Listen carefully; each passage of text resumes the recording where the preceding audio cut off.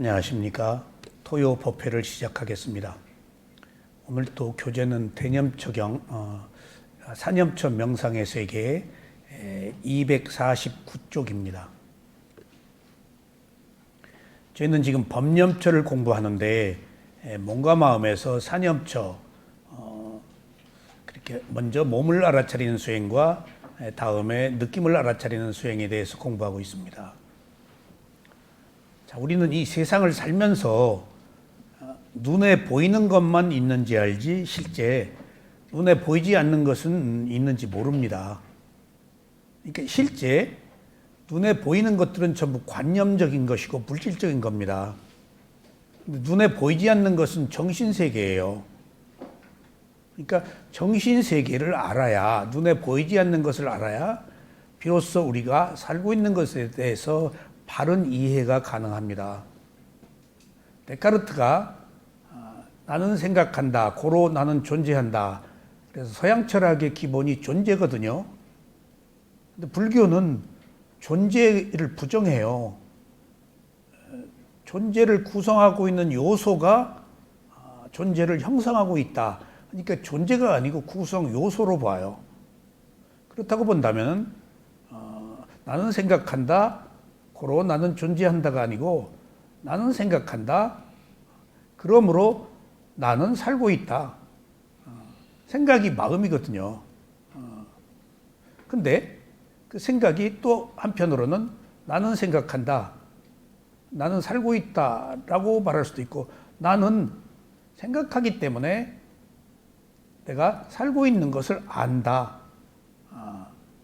우리가 생각으로 사니까. 그렇게 말하면은 조금 불교적 관점으로 이해가 될 거예요. 그러니까 우리가 보이는 것만 볼 때는 물질인데 보이지 않는 정신은 있는지 몰라요. 실제 우리가 보이지 않는 지혜가 모든 문제를 해결하기 때문에 정신을 알아야, 보이지 않는 것을 알아야 우리가 괴롭지 않게 살 수가 있어요. 그런 측면에서 마음도 보이지 않지만은 또 보이지 않는 게 뭘까요? 업도 보이지 않아요. 업의 과보도 보이지 않아요. 원인과 결과도 지혜이기 때문에 보이지 않아요. 무상고 무아도 보이지 않아요. 그러니까 우리는 부처님의 가르침대로 따라가서 볼 때 보는 것만 보이지 않고 보는 것에 함께 숨어 있는 보이지 않는 것을 지금 보려고 여기 공부를 하는 거예요. 보이지 않는 게 마음이에요. 마음이 대상을 아는 것, 그리고 그 마음이 바로 대상을 아는 것과 함께 있는 것이 또 느낌이에요. 그러니까 마음도 모를 뿐더러 느끼고 있는 건데 느낌도 몰라요.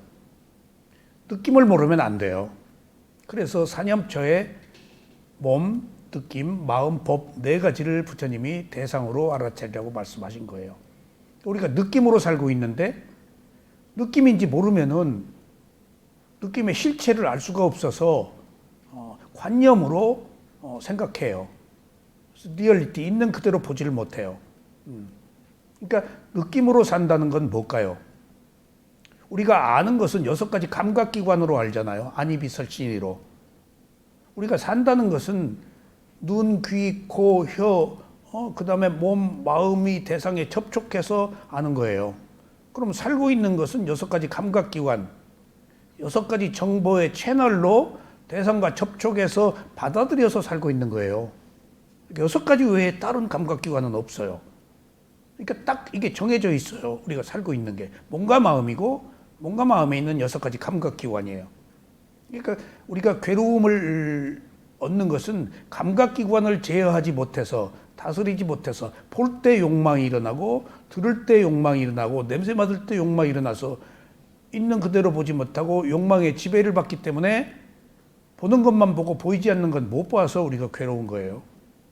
그러니까 6가지 감각기관으로 이제 살고 있다라고 한다면 6가지 감각기관에서 일어나는 것이 느낌이에요. 감수작용이니까. 근데 느낌을 모르면은 우리의 실체를 몰라요. 느낌은 지금 딱 이제 부처님에 의해서 느낌을 알아차리는 수행, 이 아니면 안 된다. 느낌을 알아차리라고 말씀을 하셨는데, 그러면 느낌을 보면은 이제 어디로 올까요? 느낌이 어디 있어요? 중요한 사실이에요. 느낌이 몸과 마음에 있어요. 몸과 마음으로 와야 느낌이 있어요. 느낌을 몸과 마음을 보기 위해서 느낌으로 오면 시제가 언제로 될까요? 현재로 와요. 현재가 아니고서는 안 돼요.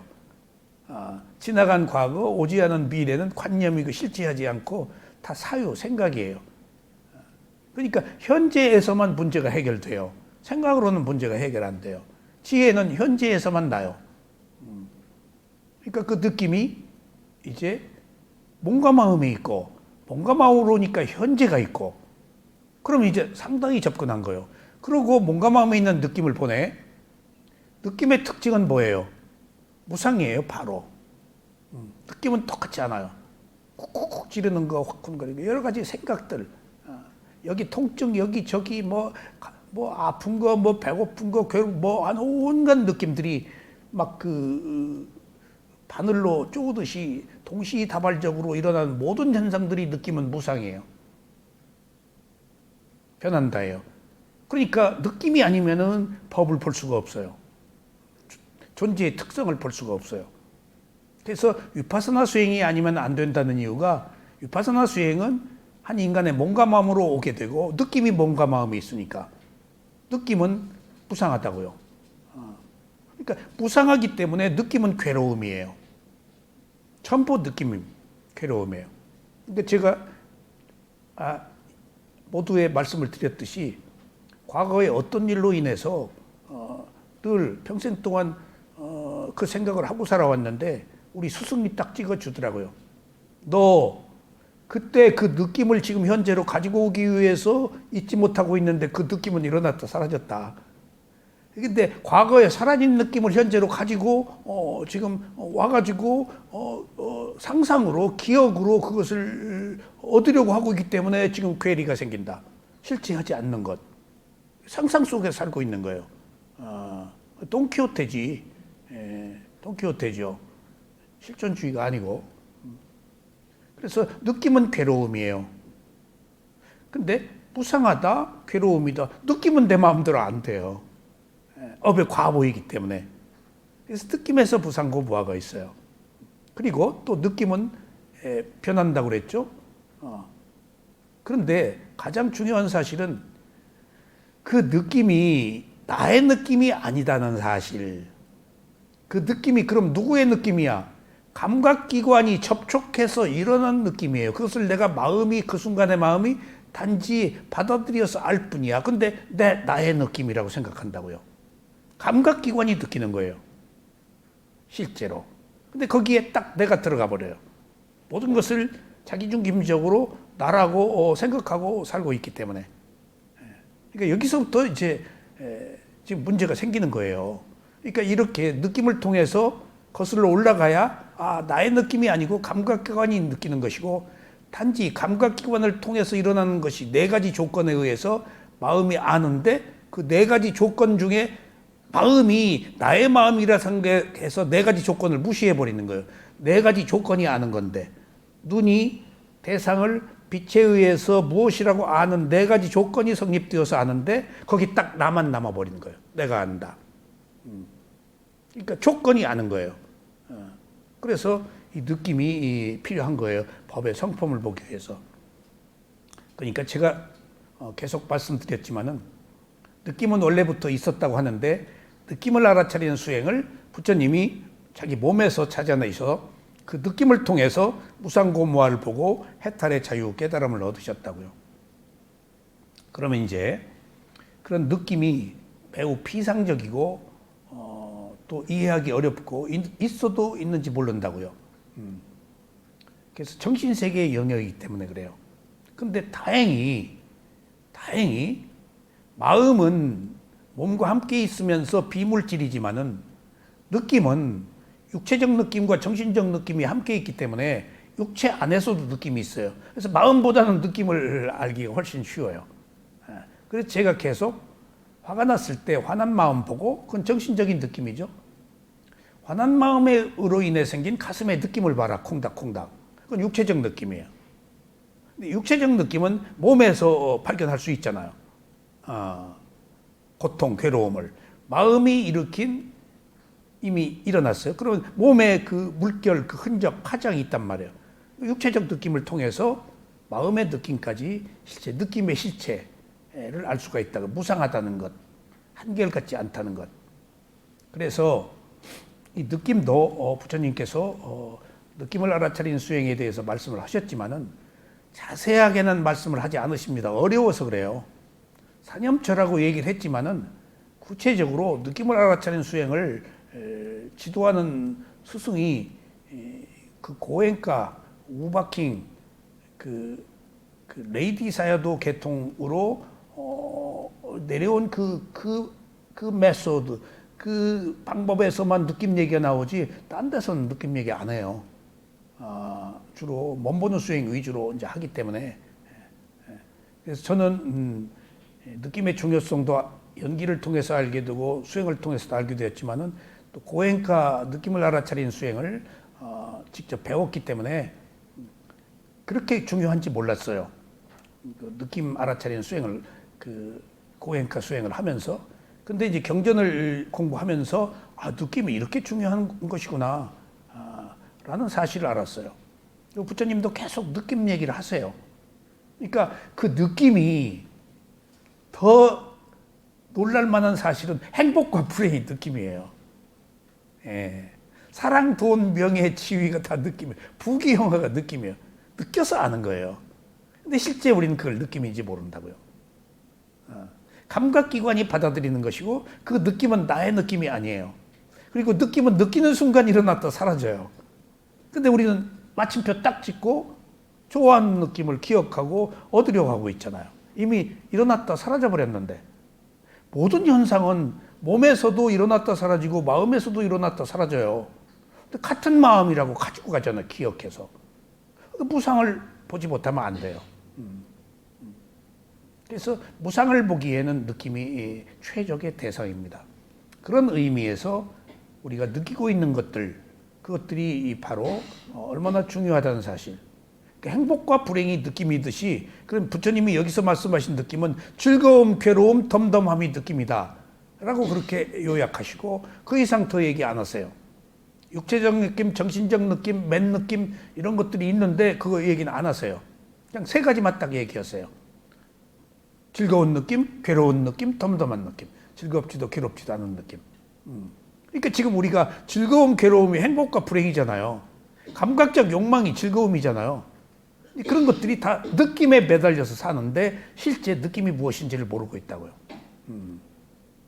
그리고 제가 계속 말씀드렸죠. 느낌은 무엇이? 눈이 대상을 보고 이미 빛에 의해서 아는 마음이 딱 생겼어. 거기서 느낌이 딱 일어날 때 좋다 싫다 하는 느낌이 자동적으로 일어나요. 좋다 싫다 하는 느낌이. 거기까지가 제가 업의 과보라고 그랬죠. 업의 과보는 내 의지대로 내가 선택하는 게 아니고 오도록 되어 있는 결과예요. 과거에 일으킨 원인으로. 뭔가 마음이 생겼잖아요. 뭔가 마음에 느낌이 일어나잖아요. 그러니까 느낌이 일어날 때 부처님이 얘기하신 것처럼 즐거운 느낌, 괴로운 느낌, 덤덤한 느낌 세 가지를 제시했는데 이건 그냥 받아놓은 밥상으로 즐겁도록, 괴롭도록, 덤덤하도록 돼 있다고요. 그래서 괴로운 거예요. 그래서 즐겁고 받아놓은 밥상이라고요. 피치 못할 거예요.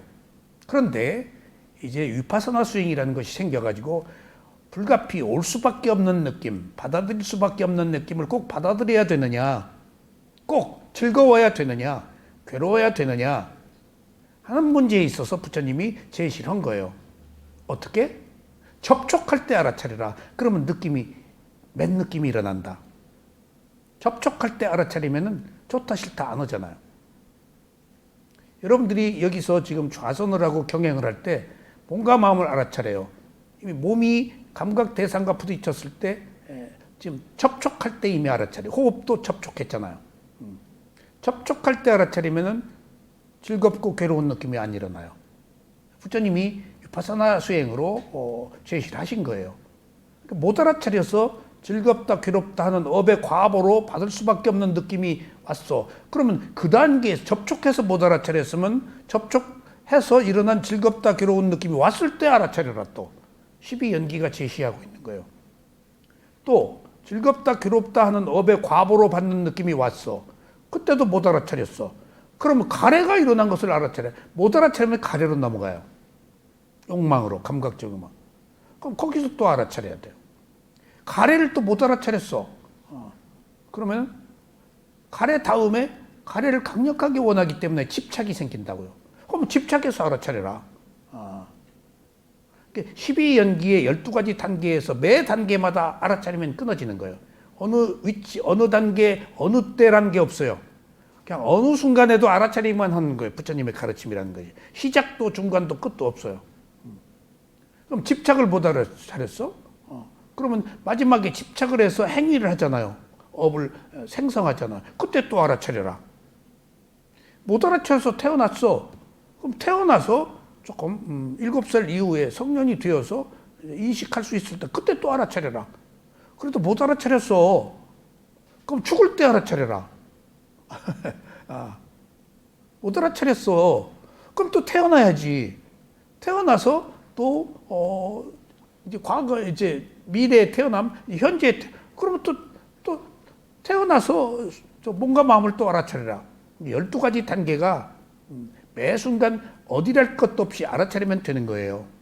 크게 이제 12연기에서 1번, 2번, 3번, 4번 칸을 만들어서 과거, 현재, 미래, 원이 되는 현재, 미래 네 칸으로 나누어서 anytime, always, 언제 어디서도 알아차려라 하는 것들이 부처님의 가르침이고 굉장히 포괄적인 그 문을 열어놓은 거예요.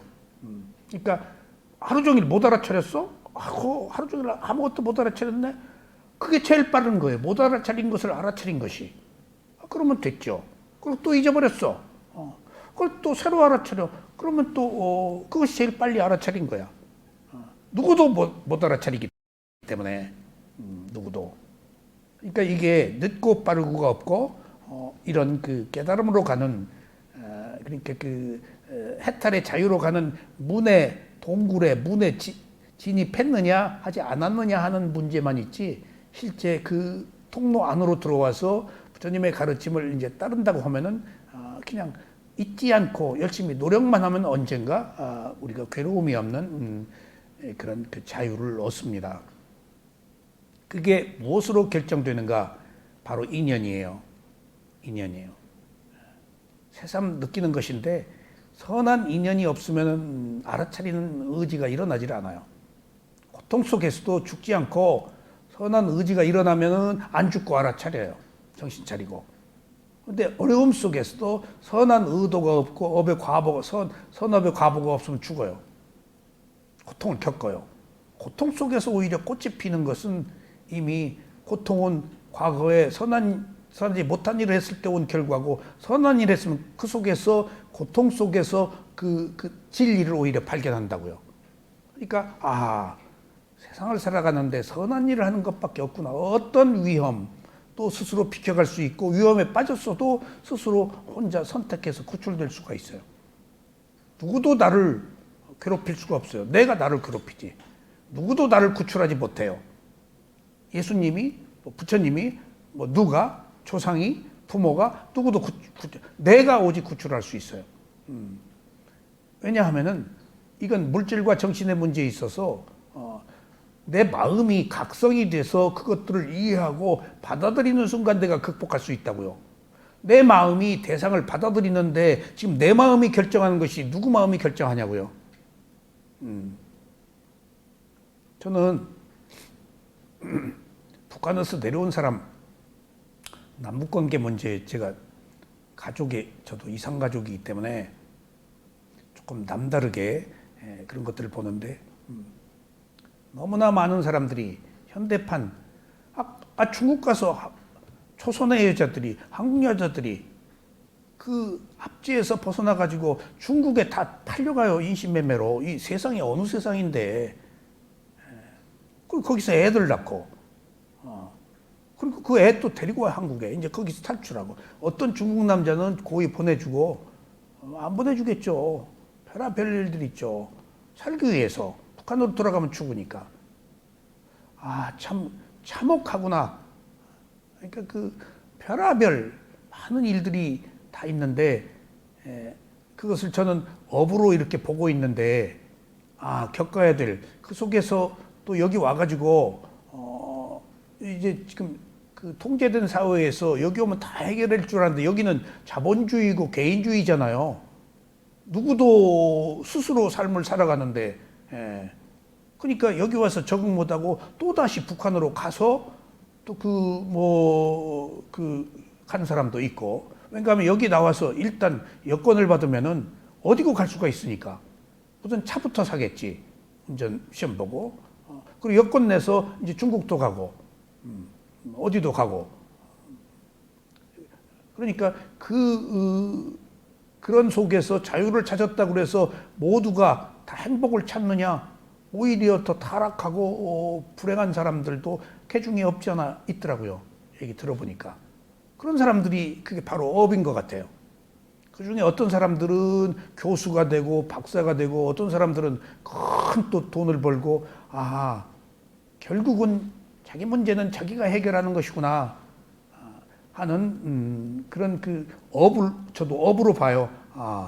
그렇구나.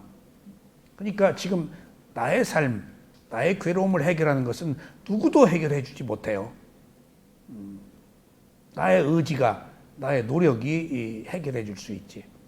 그래서 그 중요한 우리가 살고 있는 것이 느낌인데 그 느낌이 과연 무엇인가? 부처님은 자세하게 설명하지 않고 그냥 이렇게 신수신법 사념처라서 느낌을 얘기했지 다른 곳에서는 느낌 얘기를 많이는 안 하세요. 간혹 나와요. 느낌 얘기가.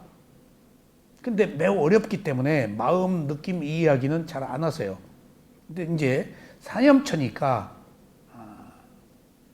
사념처에서 부처님은 느낌을 어떻게 말씀하셨는가 하면 그런 그 선입관을 우리가 가지고 느낌은 부처님이 어느 정도 터치했는가 한번 보시자고요. 자, 249쪽 대념처경에 있는 느낌을 알아차리는 수행은 다음과 같습니다. 이게 부처님 말씀이에요. 빅구들이여 어떻게 비구가 느낌에서 느낌을 알아차리는 수행을 하면서 지내는가? 여기서 몸에서는 몸, 느낌에서는 느낌, 마음에서는 마음, 법에서는 법 이 규절이 꼭 나온다고 그랬죠. 지금 우리가 이런 말은 쓰진 않습니다. 옛날 언어예요. 수행에서 사용하는 언어예요. 근데 이게 의미가 있어요. 느낌에서 느낌을 알아차리는 수행을 하면서 지낸다, 위하라, 지낸다, 머문다, 생활한다, 뭐 그런 뜻이에요. 느낌에서 느낌을 알아차리는 수행을 하면 지낸다? 뭐예요? 이게 집중을 위해서 느낌을 알아차릴 때는 오직 느낌 하나에 매달려라. 어떤 생각, 왜 그랬지? 이 느낌이 왜 일어나지? 그런 생각하지 말아요. 그냥 단지 느낌으로. 그러니까 마음에서는 그냥 단지 마음으로 단순화 작업이에요, 이게. 파사나 수행이에요, 이게. 무상했으면 그냥 무상으로 왜 무상하지? 언제부터 무상했어? 인류는 언제부터 그런 다 거두절미하고 그냥 그거 하나에 단순하게 포커스를 맞춰라. 이게 수행의 굉장히 핵심적인 그 메시지예요.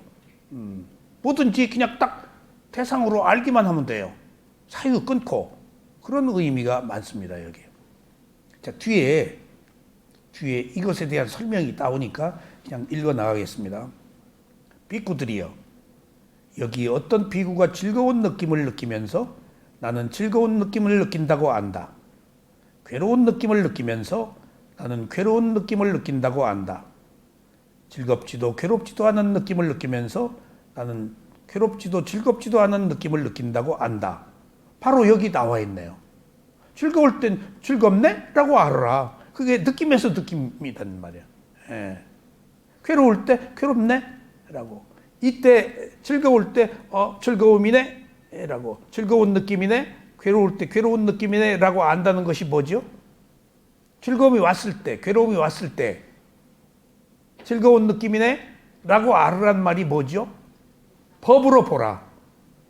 법으로 보라. 대상으로 보라. 땀마로 보라. 대상이에요, 지금 이게. 굉장히 중요한 의미입니다. 대상으로 봐야, 대상으로 보면 어떻게 될까요? 분리가 돼요. 괴로워.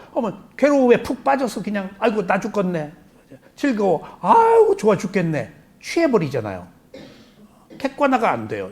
주관적이에요, 보통. 근데 여기서 즐거울 때 즐거운 느낌으로 알아라. 이것은 법으로 보란 얘기, 대상으로. 그럼 딱 분리가 돼버려요. 이게 유일한 길이에요. 그 말은 또 다른 의미에서 무슨 말일까? 있는 그대로 본다는 거예요. 있는 그대로 보는 것은 대상으로 보고 법으로 보는 거예요. 근데 자, 여기서 중요한 사실은 법이라는 것이 하나의 대상으로 될 때 대상으로 되지 않으면은 내 것으로 받아들여 버린다니까요. 남의 집 일도 내 것으로 받아들여 버려요. 내 문제도 내가 내 문제를 대상으로 볼 때 분리가 되어서 대상과 나가 될 때 내가 객관화가 돼요. 객관화가 되어야 나의 느낌이 떨어져 나가요. 하나의 현상이 돼야 돼요.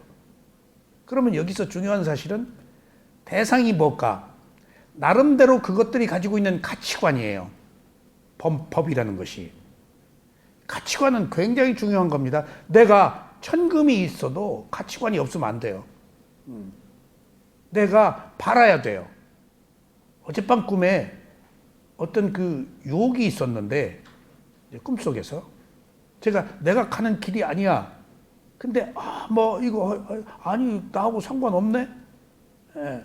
라고 제가 꿈에서 깨어나서 그렇게 좋은 기회를 나한테 올 수 있는 그 영광을 내가 내 길이 아니다라고 싫다고 그랬네.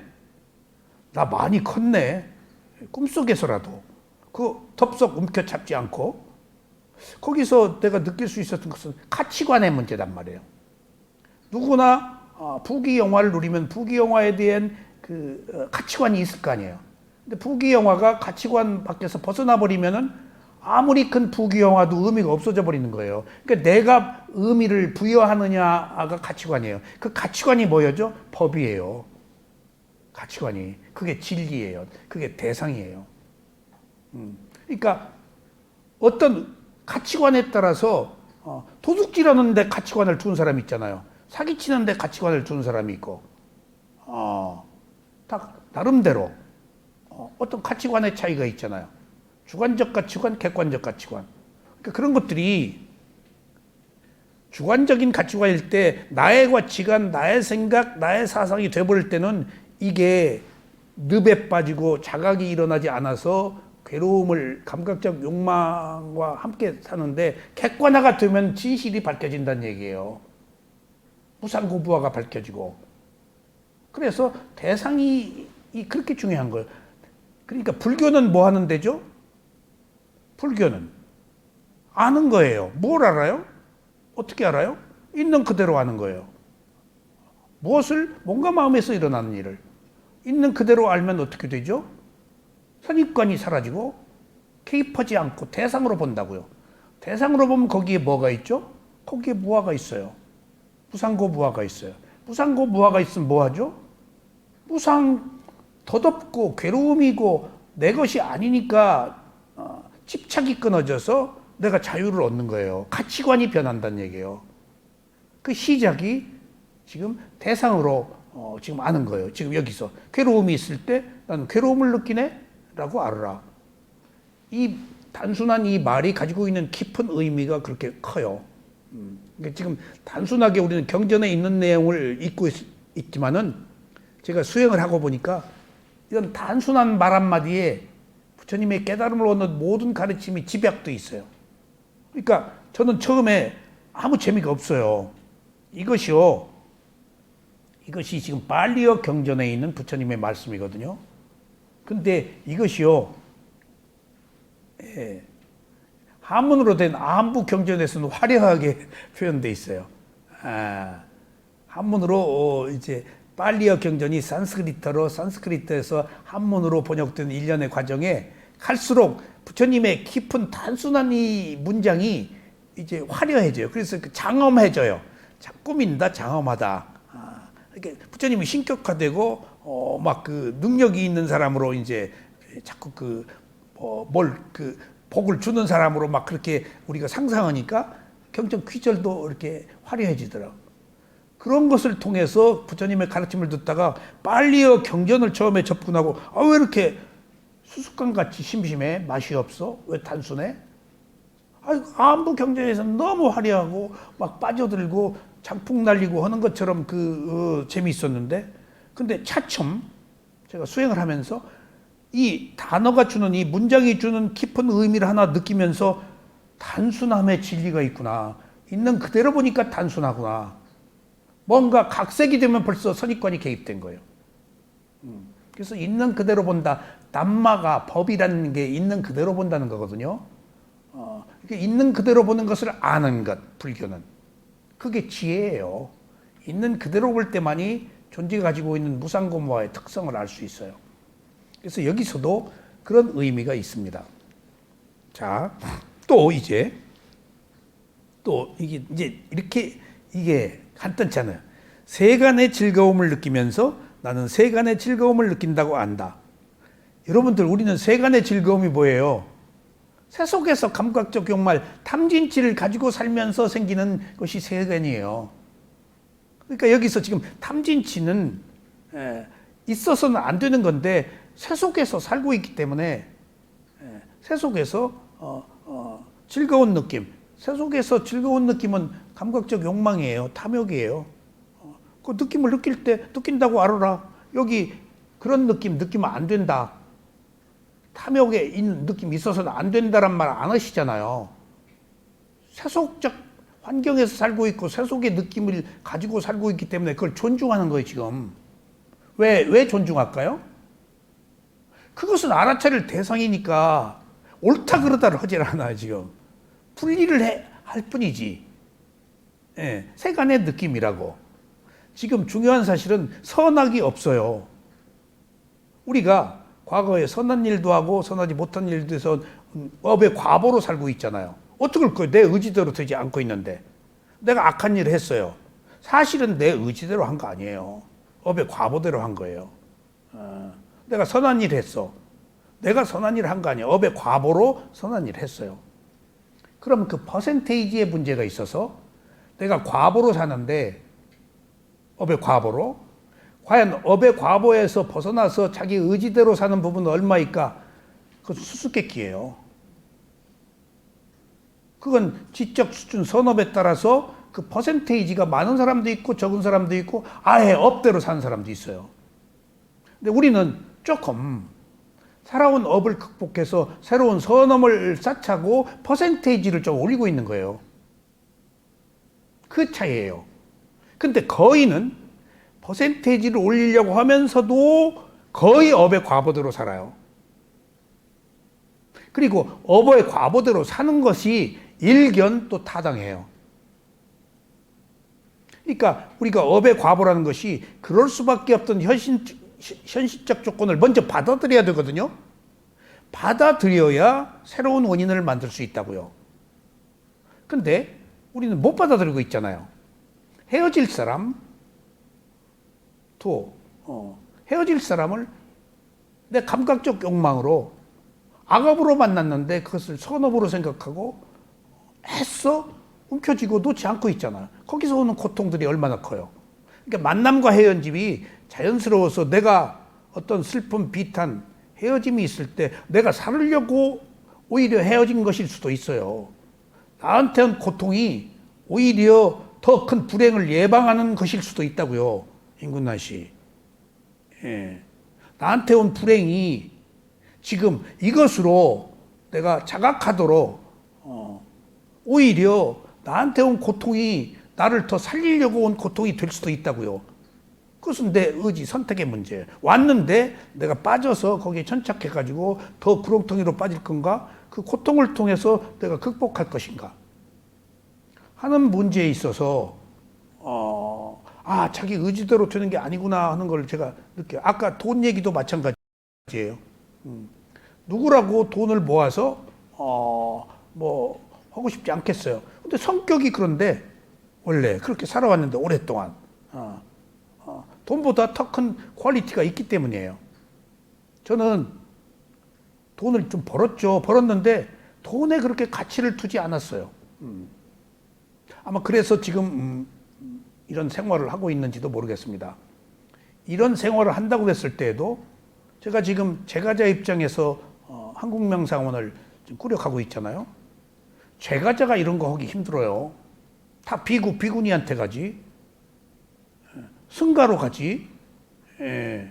어떤 사람은 심지어 나한테 여기 와서 오래 공부한 사람이 떠나고 나서 나한테 못 가게 해요. 그런 소리가 다 들려와요. 왜 그랬더니 그 묘원법사 부인이 있다고. 다 그래요. 그거 있으면 어때요? 좀 추구하는 것이 법이지. 지금 결혼 생활 하는 게 문제예요? 나름대로의 각자의 삶이잖아요. 법에 따라서. 그러니까 뭐다라고 고정관념으로 이렇게 만들어 놓고 하고 있는 것이기 때문에 그런 거 이 세상에서 지금 자기 할 일을 하면은 어떤 조건이 아무리 불합리하고 불편하고 힘든 길이라도 자기가 선택한 길이면 다 받아들여야 돼요. 감사하게 여겨야 돼요. 여기 저 나올 때마다 오늘 또 이 느낌 보는 수행 사념처 이거 지금 몇십 년을 한 거거든요. 근데 할 때마다 새롭고 또 할 수 있어서 감사하고 또 내가 잊어버린 것도 다시 반복하면서 조금 부처님의 가르침에 또 접근하겠네. 그리고 집에서 막 깔아지고 있다가 법문으로 나오면 그렇게 힘이 나요. 또 새로운 것들을 말하기 위해서 생각해야 되고 또 전에 모르는 것들을 이렇게 말하면서 느끼게 되고 말하면서도 느껴져요. 모르는 것들이. 그러니까 누구나 어디에서 무엇을 하든지 자기가 할 일을 하고 사는 게 행복이다 하는 것들을 저는 느껴요. 그리고 또 한 가지 업의 과보에서 못 벗어나는구나. 일단 그 업의 과보를 받아들여야 되겠구나. 내 자유의지로 새로운 삶을 개척한다고 하는 부분이 그렇게 크지를 않더라고요. 돌아가 버려요 또. 그러니까 끊임없이 반복해야 조금씩 새로운 길의 그 힘 에너지를 받아가지고 유지할 수 있어요. 새로운 길을 가다가 안 가면 돌아가 버려요. 회귀해 버려요. 그러면 또 고통 속에서 산다고요. 마음이 내 마음이 아니니까 환성으로 습관으로 굴러가니까 그 습관이 업인데 우리가 습관 바꾸기가 얼마나 힘들어요. 그러니까 얼마나 오랫동안 쌓아온 업의 과보냐고요. 그게 조금씩 버름적거리면서 하나 바꾸는 것들이 이렇게 힘든 것이고 이렇게 소중한 것이구나 하는 걸 제가 느껴요. 이렇게. 그래서 제가 보이는 것과 보이지 않는다는 것을 있다는 것을 말씀드리는 것은 업의 과보 부분에 있어서 상당 부분 내가 못 알아차렸으면 여기서 좋다 싫다 옳다 그르다 했을 텐데 하나의 현상으로 보게 되니까 내가 덜 괴롭고 무상고무화로 보게 되는구나 하는 것들을 조금씩 느낍니다. 그래서 이제 세간의 느낌이 여기서 딱 나왔어요. 그러니까 부처님의 가르침이 또 위대하다는 것은 세간과 출세간을 만들었다는 것. 여기서 제가 계속 말씀드리죠.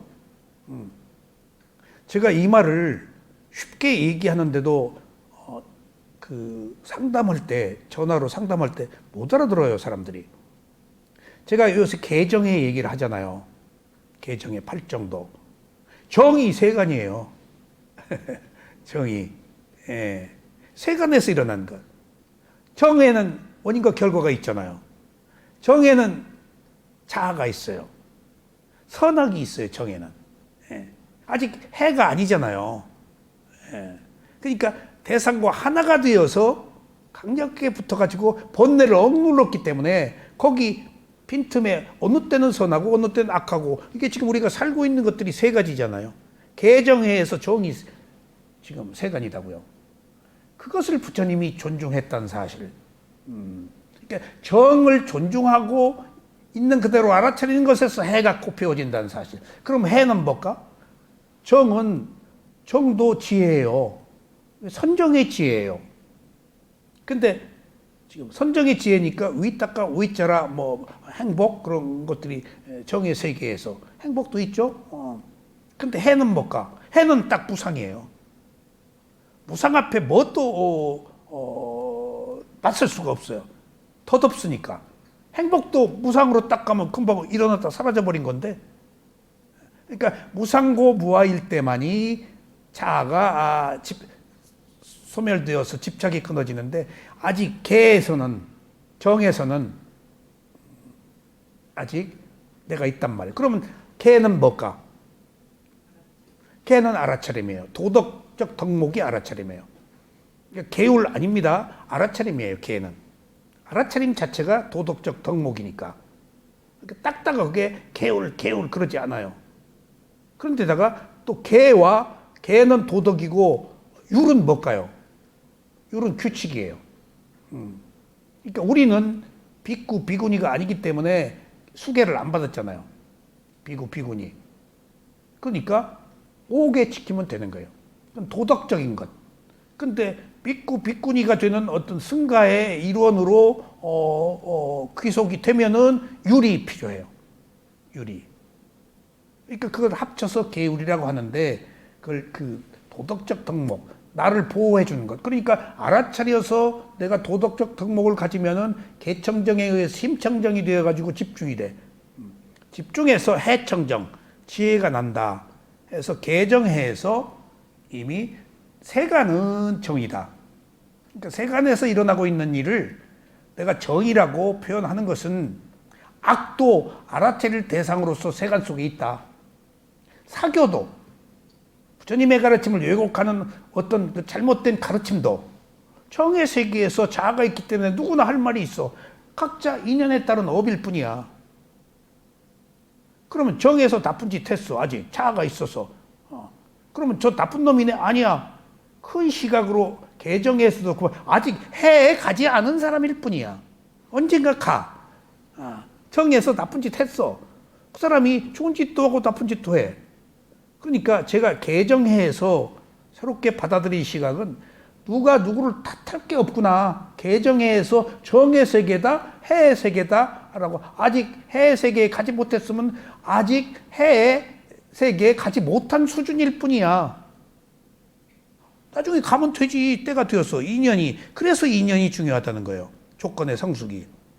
그러니까 이 말은 시시비비를 가리지 말고 옳고 그르다 하지 말고 대상으로 알아차려야 된다 그 얘기입니다.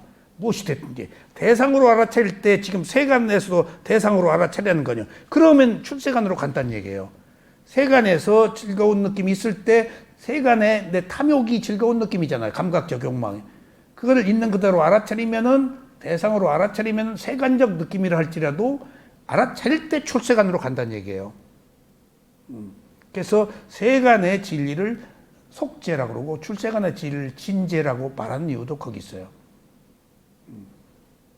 그런 의미로 세간에서 일어나고 있는 여러 가지 불편부당한 문제도 단지 대상이다 알아차릴라고 놓고 본다면 누가 옳다 그러다 할 시비가 없어지면 내가 편하잖아요. 여지껏 옳다 그러다 하고 나쁜 놈 죽일 놈 살릴 놈만 하고 살아왔는데 괜히 내가 일으킨 새로운 업이야. 그럴 것도 없어. 그 사람 업인데. 내 문제도 그렇고 아직 때가 안 돼서 그랬어. 때를 기다리면 되지. 때를 기다려야 돼요. 아직 조건의 성숙이 안 됐어요. 조건의 성숙을 위해서 우리는 거시적으로 봐야지 미시적으로 딱 한순간만 보면 우린 못 견뎌요. 크게 보자고요. 알았잖아요. 지금. 알았으면 된 거예요. 기회가 와요. 기회가 와요. 자, 세간의 즐거움을 느끼면서 나는 세간의 즐거움을 느낀다고 안다. 출세간의 즐거운 느낌을 느끼면서 나는 출세간의 즐거움을 느낀다고 한다. 바로 세간과 출세간, 속죄와 진죄를 말씀하셨죠. 또 있습니다. 세간의 괴로움을 느끼면서 나는 세간의 괴로움을 느낀다고 안다. 출세간의 괴로운 느낌을 느끼면서 나는 출세간의 괴로움을 느낀다고 안다. 세간의 즐겁지도 괴롭지도 않은 느낌을 느끼면서 나는 세간의 즐겁지도 괴롭지도 않은 느낌을 느낀다고 안다. 출세간의 즐겁지도 괴롭지도 않은 느낌을 느끼면서 나는 출세간의 즐겁지도 괴롭지도 않은 느낌을 느낀다고 안다. 이렇게 세 가지로 느낌을 구별해서 말씀하셨는데 실제로는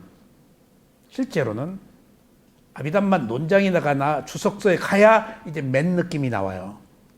이 느낌이 아닌. 그러니까 맨 느낌은 알아차렸을 때만 생겨요. 근데 여긴 지금 알아차림이 없는 거예요, 지금. 예. 그거보다도 더 의문이 가는 게요. 예.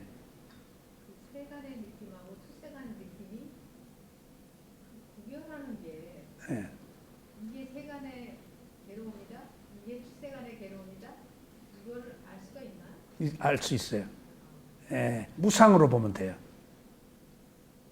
예, 즐거운 느낌을. 아니 그 괴로운 느낌이 예. 알아차리는 순간에 그 괴로운 느낌이 세간에서는 나의 괴로움이야. 그리고 그 괴로움은 항상 해. 원인과 결과가 있어. 근데 출세간의 괴로움은 일어났다 사라졌네. 예. 그리고 나의 감각기관이 내가 다 얘기했잖아요. 그리고 출세간의 괴로움은 맨 느낌이에요. 접촉하면은 느낌이 일어나는데 좋다 싫다는 게 없어져 버려요. 그러니까 그맨 느낌을 괴로움이라고 인식하지는 않잖아요. 응? 그맨 느낌을 이게 맨 느낌은 이제 덤덤한 느낌이 되겠지. 이게 즐겁다 괴롭다가 없어져 버리고 맨 느낌으로 든다면 그러니까 그것은 여기서 경전에서는 얘기를 안 한다니까요. 여기 보면 그러니까 조금 수행을 하는 더 높은 단계에 가서 설명이 되는 것이지 기본적으로 느낌을 설명할 때는 느낌이 종류가 많다 그 얘기예요. 여기서 기본적인 느낌은 세간의 세 가지, 출세간의 세 가지이지만은 출세 간에도 괴로운 느낌이 있을까? 이런 있죠. 질문이 들어서 네, 있죠. 예, 있죠. 부처님이 타발다타가 바위 굴리고 뭐 하고 안 굴리 말다가 돌멩이로 맞았는데 괴로운 느낌이 있나요? 있는데 반응을 안 했죠. 괴로운 느낌이라고 알고 말았으니까. 느낌이 있죠. 부처님이 얼마나 고통을 겪었는데요. 바위 굴려서 그 피 흘리고 겪는 고통이 굉장히 리얼하더라고요. 막 타발다타가 그 바위 굴린 거. 그러니까 그때 출세간에 괴로운 느낌을 느끼고 말아버리지 너 왜 날 괴롭혀? 라고 그냥 자기가 반응을 안 하는 거야. 빠빤짜. 반응을 안 하고 괴로운 느낌은 있어요. 안 괴로울 수가 없어요, 인간은. 괴로운 느낌이 있어요. 근데 그 괴로운 느낌을 맨 느낌으로 만들어버리지. 그냥 찌르고 화끈거리고 쑤실 뿐이야. 그러니까 그 우스갯소리로 진짠지는 몰라도 그 공부하면서 들은 이야기인데 사리불존자를 딱 때렸다는 거 아니에요. 아라한이니까 어떻게 반응하는가 보려고 딱 때렸는데 안 뒤돌아보더래. 그래서 나중에 물었다잖아요. 때렸는데 안 받냐 그러니까 언제 때렸냐고. 뭐가 조금 따끔했겠지. 예. 그러니까 그 붓다나 아라한들은 느낌은 괴로움과 즐거움은 있는데 반응을 하지 않는 거예요 지금. 그러니까 이미 접촉에서부터 알아차렸기 때문에. 자, 그래서 이제 보시죠. 여기서 즐겁지도 괴롭지도 않은 느낌을 불고불락, 이걸 일종의 덤덤한 느낌이라고 그래요. 덤덤한 느낌. 자, 그런데 우페카 10가지 중에서 평등이 선정수행에서 최고로 올라가는 마지막 단계가 평등이에요. 그 위에 열반으로 못 가요. 선정에서는 대상과 하나가 되어서 억눌렀기 때문에. 그러니까 평등까지는 억눌러서 돼요. 근데 위파스나 수행으로 평등으로 가면은 이 지혜가 생기는데 선정 수행으로는 평등까지 가고 더 못 가요. 억눌렀기 때문에. 분리해서 보지 못하기 때문에. 그런데 덤덤한 느낌이 우페카라고 그래요. 그 평등, 우페카 웨다나. 여기서도 우페카 웨다나라고 그래요. 근데 평등이란 말이 10가지 중에 굉장히 다 좋은 것만 있어요. 평등이. 딱 느낌에서, 덤덤한 느낌에서만 딱 하나가 좋은 게 아니에요. 그러니까 선악으로 따지자면은 무지에 속해요. 제가 우페카 웨다나라고 그래서 여기서 좋다 싫지도 않은 균형된 평등의 느낌으로 받아들였는데 그게 아니에요. 그래서 누구하고 얘기를 하다가 제가 그러니까 우페카라는 단어에 그냥 내가 이걸 굉장히 퀄리티가 높고 좋은 느낌으로 알았는데 결국은 우페카 웨다나를 얻어야 된다라고 그랬는데 그게 아니라는 사실을 알고 이거 봐 깜짝 놀랐어. 그래서 사전을 찾아보니까 아니래 이게 선한 느낌이 찾아보니까 무관심이란 말이 있더라고요. 그러니까 이것인지 저것인지 모르는 상태의 느낌이기 때문에 무관심이니까 어리석음이 있는 느낌이에요. 어리석음이 있는. 노력이 없더라고. 노력이 없지. 그러니까 5군 중에서 5군의 조건이 성숙이 안 된 거죠. 예.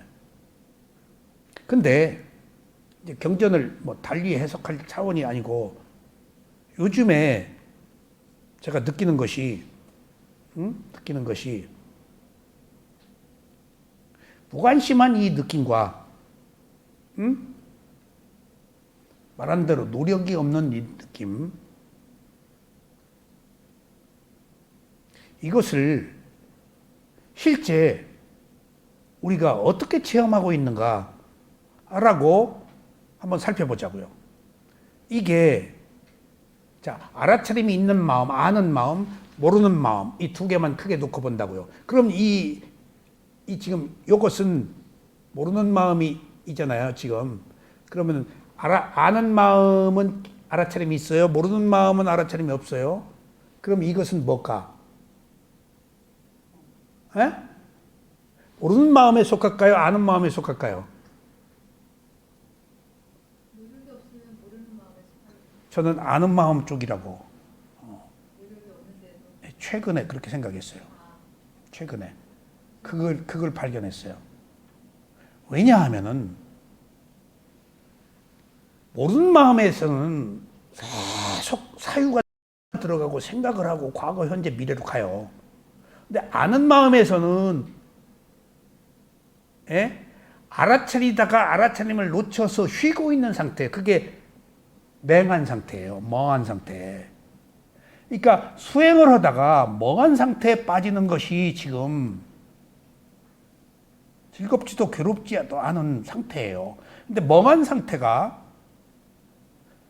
있을 수밖에 없는 게 알아차림이라는 것이 그렇게 어렵기 때문에 여기서 알아차리다는데 3발, 4발 가서 못 알아차리고 멍한 상태가 된다고요.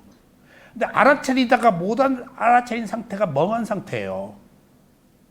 이것은 멍한 상태가 아니고 이미 모르는 마음에서는 깨어가지고 탐진치로 굴리고 죽이고 살리고 다 하고 있는 마음이에요.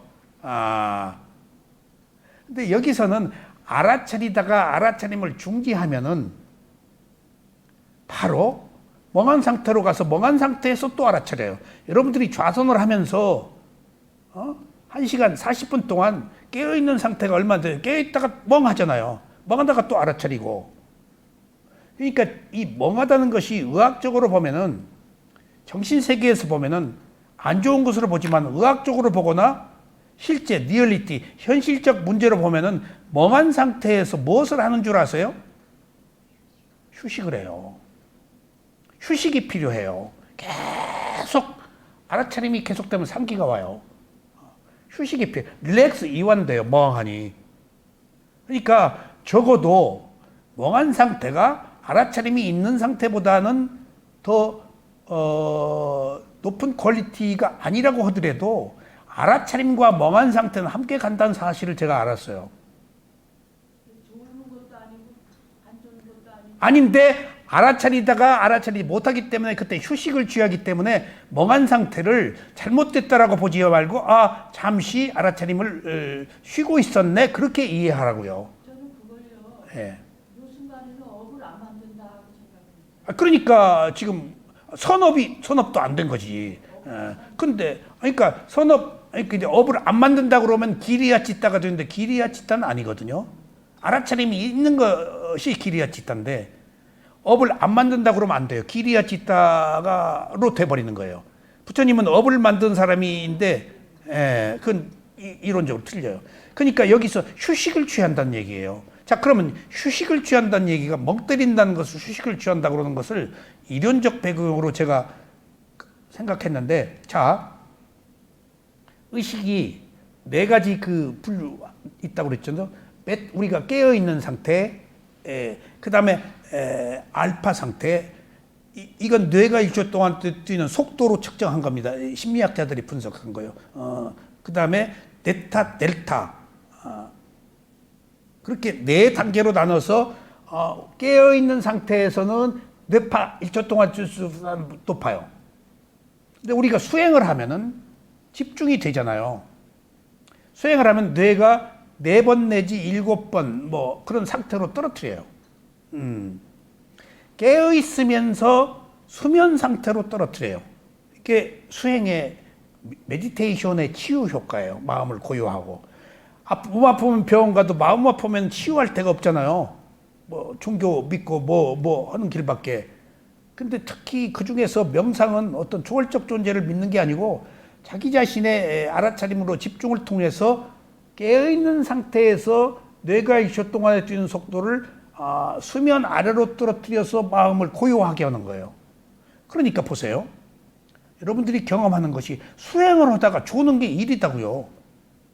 현실적으로 그게 불가피할 수밖에 없는 것이 이미 그 상태가 잠을 자는 상태의 뇌파거든. 차닥해 나오는 거예요, 지금. 이 깜빡깜빡한다? 여러분들, 깜빡깜빡한다라는 이야기를 임군환 씨 좋은 거예요, 나쁜 거예요? 좋은 거예요, 깜빡깜빡. 많이 들었네. 노력, 집중, 알아차림에서 수행이 조금 깊어지면 집중이 노력과 알아차림을 잡아먹어버려. 그러면 자버리잖아요. 그러니까 노력과 알아차림이 집중에 앉으려고 깜빡깜빡하면서 깨어나는 거예요, 지금. 이게 주석서에 있어요. 깜빡깜빡 하는 것은 고수가 하는 거라고. 나 깜짝 놀랐어요.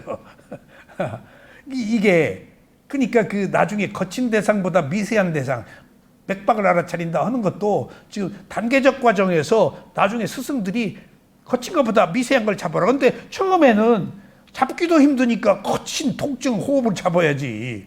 나중에는 거친 게 있어도 미세한 걸 잡으라는 것은 미세한 것을 잡을 힘이 있으면은 더 힘이 증가된다는 거예요.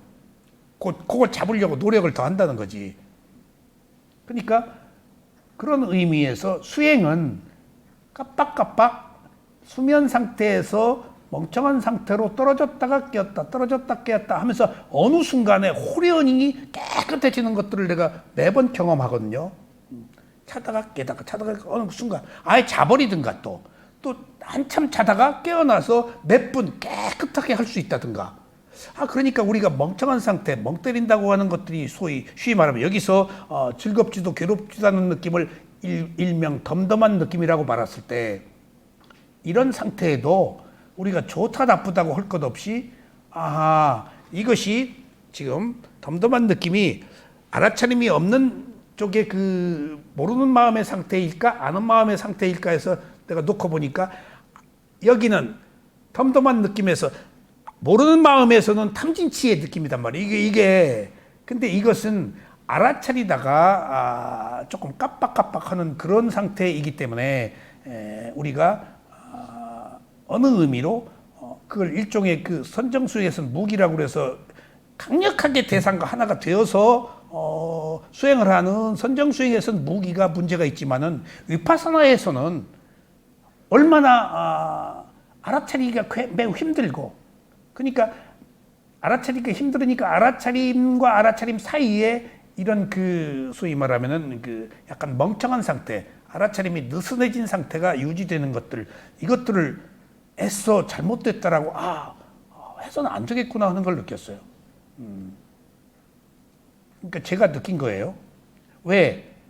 휴식이 필요하다는 사실이에요. 계속 알아차림이 얼마나 긴장하고 있는 줄 아세요?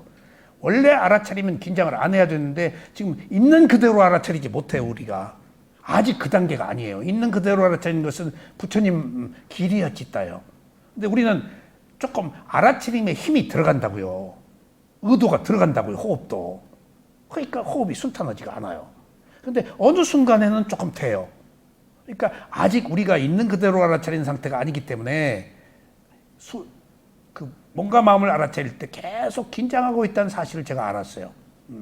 그러니까 이런 릴렉스, 이완 이것들이 그 수행에서 필수적으로 필요한 조건들이지 결코 있어서는 안 된 조건들이 아니고 오히려 이것들을 나름대로 존중해야 되겠구나 하는 생각을 알았어요. 또 뿐더러 제가 거듭 말씀드렸죠. 일어남 꺼짐 호흡을 볼 때 정확하게 일어남 꺼짐에 정확하게 딱 겨냥을 하면은 제가 항상 쑥 풀린다고 그랬죠. 훅 풀려. 정확하게. 기분이 좋죠. 이완이니까. 그리고 그 느낌이 확 오잖아요. 일어나면 꺼짐할 때 푹 이완된 느낌. 근데 매번 풀어져. 또 풀어지고. 아니, 계속 풀어줬으면 그만. 아니, 더 풀어질 게 남았나? 이 보라. 내가 이렇게 평소에 긴장하고 있어. 계속 풀어줘. 또 풀어줘. 또 풀어줘. 아니, 태어나서부터 지금까지 얼마나 많이 긴장하고 살았어. 그건 또 아닌데. 잠도 자고. 가만히 보니까 일어나고 꺼지는 순간 다음 일어남이 있기 전에 반사적으로 긴장하더라고요. 얼마나 많이 긴장하고 사는지 몰라요. 여러분들 잘 모를 거예요. 얼마나 많이 긴장하고 사는지. 난 상기가 와서 알았어요. 애써 안 알아차리려고 해도 쫙 와버려요. 알아차리려고 하면 쓱 했다가 쫙 와버려요. 그러니까 막 피하고 뭐 딴짓하고 오히려 반수행적으로 알아차리려고 하면 막 죽게 생겨. 뭘 보려고 그러면 수행 중이니까. 그러니까 죽게 생겼으니까 이게 피가 터질 줄 알고. 그러니까 안 알아차리려고 하는데도 그것도 괴로워. 그리고 보니까 끊임없이 우리는 이완과 긴장을 반복하면서 긴장을 더 많이 하면 병 걸리고 악업의 상태가 많고 이완은 선한 상태가 많을 것이고 그 시소처럼 오르락내리락 하는 것들을 끊임없이 하고 살아왔다는 걸 알았어요. 매 순간 긴장하고 있구나. 모르게. 잠재의식 때문이에요. 고정관념 때문에. 내 의지대로 되질 않아요. 그래서 업의 과보대로 산다는 거예요. 지금 내가 보이는 것만 보이지 않는 것들이 지금 이렇게 다 업의 과보로 조정되고 지금 그 힘에 떠밀려 살고 있지 내가 끌어가는 부분이 많지 않아요. 그래서 받아들여야 돼요. 그걸 안다는 것이 지금 우리가 새로운 길의 시작이. 이렇게 많이 긴장하고 있네. 이렇게 많이 또 풀어지고 있네. 그래서 선한 마음을 먹어야 되는 이유, 그나마라도 긴장을 좀 풀어야 되는 이유를 거기서 제가 알았어요. 이 긴장이 누적되지 않도록 조금 더 많이 알아차린 길밖에 없구나. 그게 내가 편안한 길이고, 편안하면 편안한 조건에 의해서 과거에 불선업보다도 선업의 과보, 선한 생각. 왜냐하면 계속해서 내 긴장하면 안 좋은 기억들이 떠오르거든. 내가 긴장을 안 하면 좋은 기억들이 떠올라요. 근데 거의 긴장하고 있는 상태에서는 안 좋은 기억들이 떠올라요. 왜? 동류는 따르고 동류가 아닌 것은 반발하니까. 내가 현재 불선심이면 불선 과보하고 조인이 돼요. 파장이. 내가 선심이면 내 선과보하고 파장이 돼요. 그래서 동류는 따르고 동류가 아닌 것은 따르지 않는다라는 당연하죠. 그래서 우리가 선한 마음을 먹는다는 것은 선한 과거의 과보가 따라오는 거예요, 지금. 근데 여러분들 어떤 가정이나 어떤 사람들이나 계속 문제들이 계속 일어나는 사람 있죠? 내가 지금 네거티브이기 때문에 부정적이기 때문에 불선의 상태이기 때문에 과거의 불선이 계속 내가 불러들여요, 지금. 과거의 불선 과보를 현재의 불선심이. 그러니까 뭔 일이 계속 거듭 안 되고 그러잖아요. 무슨 어느 가정이나 무슨 일이 계속 실패한 사람 있잖아요. 근데 한두 번 실패하다가 성공한 사람, 그런 사람들은 선업의 과보 때가 온 거예요, 지금. 그건 어떻게 할 수가 없어요. 어떻게. 그래서 선한 일을 하는 것밖에 없구나 하는 얘기예요. 그래서 넘어갑시다.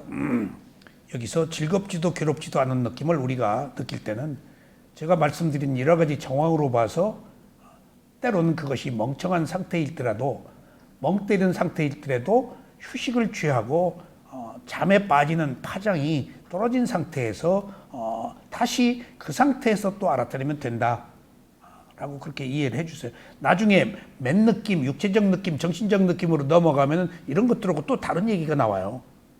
지금 경전에 있는 부처님이 말씀하신 일반적인 수준에 관한 느낌을 얘기하고 있는 거예요, 지금. 느낌이 깊게 들어가면 굉장히 복잡합니다.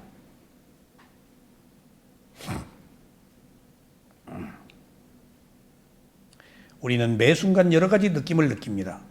아, 여기서 끝났어요. 부처님 말씀이. 네, 이렇게 간단해요. 따옴표 끝났죠? 이제 제 설명 조금 하고, 은연 씨 몇 분 됐어요? 네, 조금 더 하겠습니다. 우리는 매 순간 여러 가지 느낌을 느낍니다. 그러나 느낌이라고 분명하게 알지 못합니다. 느낌은 마음의 영역이라서 잘 드러나지 않습니다. 하지만 누구나 기분이 좋다거나 나쁘다고 느낄 수 있습니다. 이게 느낌이라고 알아야 돼요. 행복과 불행, 좋다 싫다가. 예? 근데 이걸 느낌으로 보면 느낌이고 마음으로 보면 마음이에요. 근데 부처님은 느낌으로 얘기를 하셨어요. 느낌으로 보라는 거예요, 지금. 예. 왜냐하면 느낌은 감각기관이 느끼는 것이 나의 느낌이 아니고 느낌은 무상하고, 예, 그러니까 느낌으로 보라는 거예요. 그러나 이러한 느낌이 있어도 느낌을 알아차리지는 못합니다. 경우에 따라서 기분이 좋다거나 나쁘다는 것을 알 수는 있지만 이러한 사실을 분명하게 인지하지 못합니다. 그러니까 자기가 인지하는 수준으로 세상을 아는 것이지 그걸 내가 안다라고 생각하면 안 돼요. 내가 모르는 게 더 많아요. 근데 내가 안다, 나는 뭐다, 나는 깨달음을 얻었다, 내가 알아 라고 확신하지 마세요. 내가 알긴 아는데 내 수준으로 알아. 모르는 것도 있겠지 라고 유예하세요.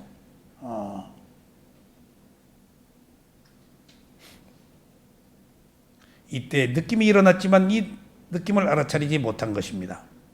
이러한 느낌이 있는 것을 알아차리지 못하면 항상 이런 느낌의 지배를 받으면서 살아야 합니다. 알면은 분리가 되죠.